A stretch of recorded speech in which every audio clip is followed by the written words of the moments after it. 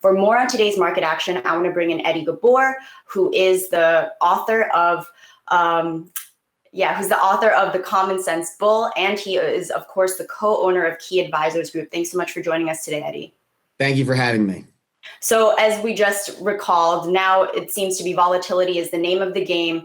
It pretty much is the new normal from here on out. How are you looking at today's market action, especially after some of those declines that we saw on Thursday?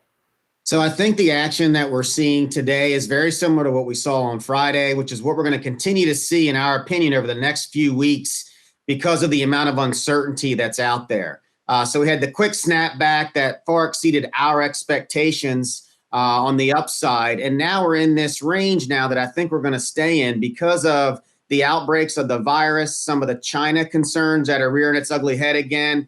And then the other thing I think the market's going to start to focus on is the debate on what the next stimulus package is going to be for July. I think there's going to be some back and forth and not the bipartisan agreement that was on the first set. And that's going to cause a rocky road from the investment side of things. So we are buying the dips that we saw like on Thursday, but we're being very cautious in when we're buying. We're not jumping in with both feet because we still think there could be some downside here in the near term, Yeah, of course, Eddie. As you were speaking, the Dow now in positive territory as the news that the Fed updates its corporate bond ETF facility to now buy actually individual corporate bonds in the secondary market to create a portfolio that's based on a broad, diversified market index of U.S. corporate bonds. What's your reaction to this news? Do you think this will have a long-lasting impact as we look at market activity this week?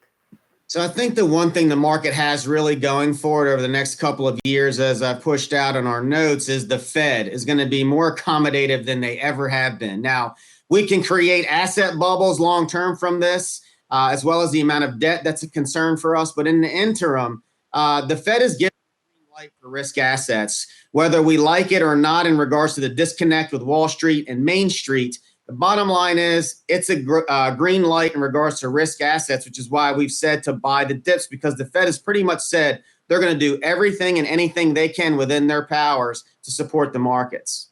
You know, Eddie, one group that is certainly buying the dips is the retail investor. And that has been a fascinating sector to look at over the last couple of weeks. SocGen coming out with a note this morning saying that they actually do play a significant role in the market activity. Of course, this is in sharp contrast to Barclays last week, saying that they're dismissing the connection entirely. What's your stance here? Do you feel as kind of these day traders are really pushing the market higher?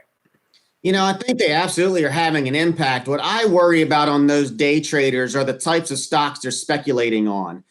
Some of these companies, like look at Hertz, for example, they announced bankruptcy, and then you get a lot of retail investors jumping into stocks like that. Normally, investors that are investing in companies like that, it doesn't end well.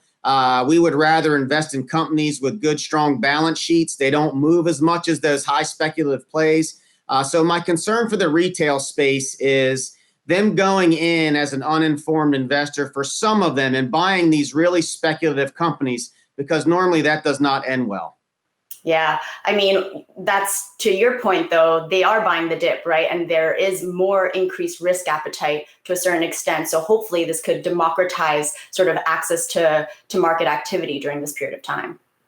Yes, without question. I mean, when you look at what the retail investor returns are versus some of the major money managers out there, they've probably outperformed them in the short term because they've looked at this market as an opportunity where many professionals like ourselves have been a little bit more cautious as we're in this uncharted territory from an economic backstop.